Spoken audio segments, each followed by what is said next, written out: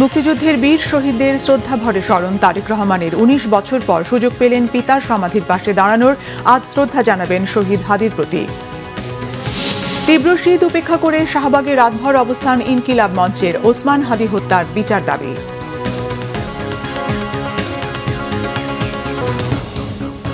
দেখছিলেন crown cement সংবাদ শিরোনাম। এবারে বিস্তারিত। মহান মুক্তিযুদ্ধে শহীদ জাতির বীর সন্তানদের প্রতি শ্রদ্ধা জানিয়েছেন বিএনপির ভারপ্রাপ্ত চেয়ারম্যান তারেক রহমান। সাভারের জাতীয় স্মৃতিসৌধে গিয়ে দেশের জন্য জীবন দেয়া বীরদের শ্রদ্ধার সঙ্গে স্মরণ করেন তিনি। যাত্রাপথে নেতাকর্মী, সমর্থক আর সাধারণ মানুষের ভালোবাসায় সিক্ত হন তিনি, জানাচ্ছেন শুভ মাহফুজ। জাতির বীর সন্তানদের প্রতি শ্রদ্ধা জানাতে সাভারের জাতীয় স্মৃতিসৌধে যান বিএনপির ভারপ্রাপ্ত চেয়ারম্যান তারেক রহমান। শুক্রবার রাত 10টা 4 মিনিটে তিনি স্মৃতিসৌধ প্রাঙ্গণে প্রবেশ করেন।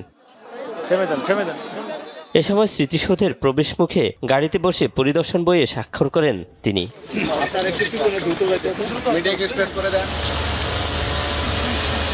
সাভারের জাতীয় স্মৃতিসৌধের বেদিতে নিয়ম অনুযায়ী সূর্যাস্তের আগে পৌঁছানো সম্ভব না হওয়ায় বিকেলে বিএনপির ভারপ্রাপ্ত চেয়ারম্যান তারেক রহমানের পক্ষে মহান মুক্তিযুদ্ধের শহীদদের প্রতি শ্রদ্ধা জানান দলের নেতারা।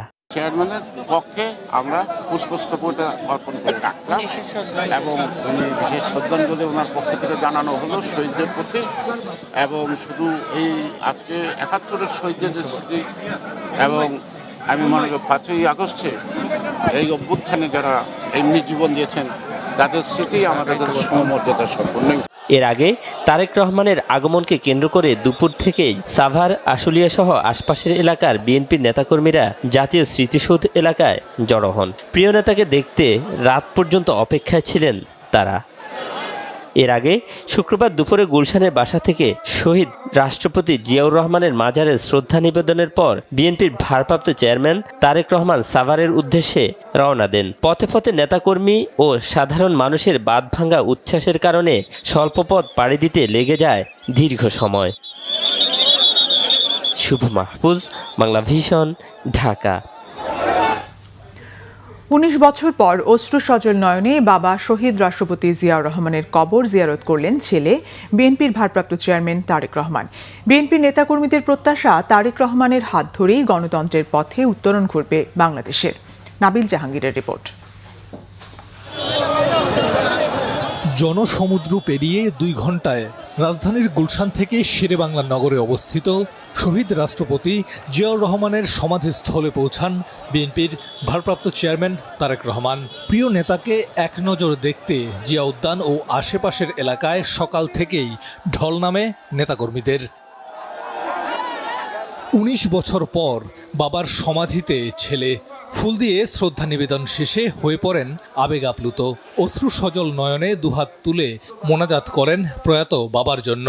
এর আগে সবশেষ এসেছিলেন ২০০৬ সালে।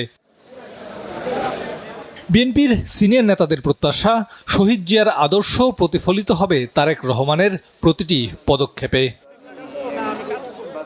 দলটির স্থায়ী কমিটির সদস্য মির্জা আব্বাস বলেন, শহীদ জিয়া প্রতিষ্ঠিত গণতন্ত্র আরও প্রস্ফুটিত হবে তারেক রহমানের হাত ধরে।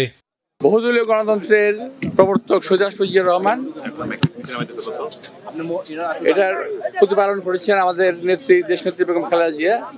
আবার এটাকে আরো পরিস্ফুটন করবেন আমাদের নেতা তারেক রহমান সাহেব। এটা জনগণের প্রত্যাশা।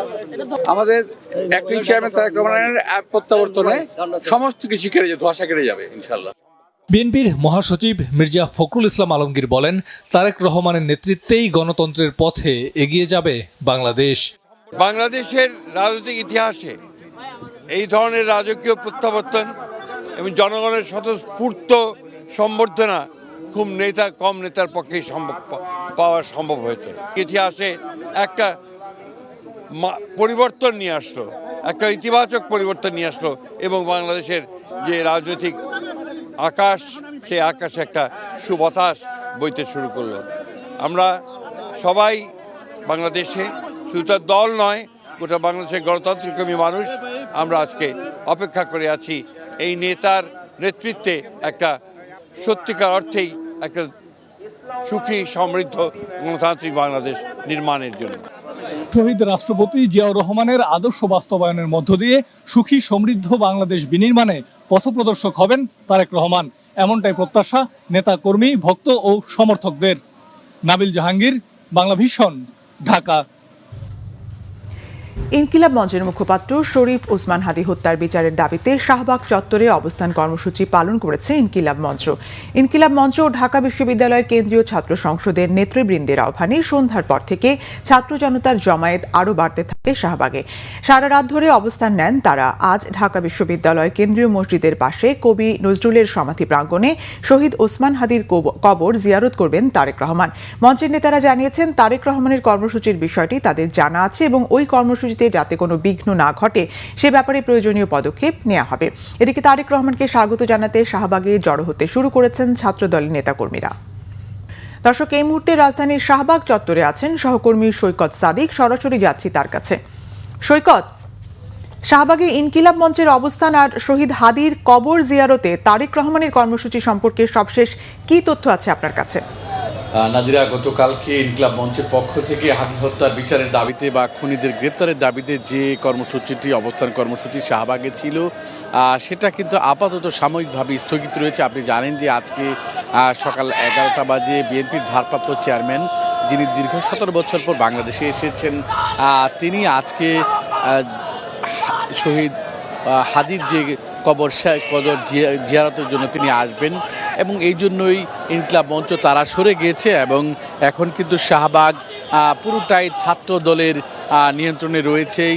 তারেক রহমানকে বরণ করতে ঢাকা বিশ্ববিদ্যালয় বা কেন্দ্রীয় ছাত্রদল সহ নেতাকর্মীরা এখন শাহবাগে জাতীয় পতাকা নিয়ে তারা দুই পাশে সারিবদ্ধভাবে লাইন ধরে এখান থেকে একেবারে ঢাকা বিশ্ববিদ্যালয়ের প্রবেশমুখের যে ব্যারিকেড সেই পর্যন্ত সেখানে তারা আছেন এবং তারা স্লোগানে মুখরিত রেখেছেন এখন ঢাকা বিশ্ববিদ্যালয় এলাকায় এবং শাহবাগের এই যে চত্বর, যেটা চারদিক দিয়ে ব্যারিকেড বন্ধ আছে এবং এখানে ছাত্রদলের নেতাদের হাতে জাতীয় পতাকা হাতে নিয়েই কিন্তু তারা এই কার্যক্রম চালাচ্ছে এবং তারা হাদী হত্যারও বিচার দাবি চালাচ্ছে এবং তারা বলছে গুলি করে আগামীতে নির্বাচন বানচাল করা যাবে না বা নির্বাচন বন্ধ করা যাবে না।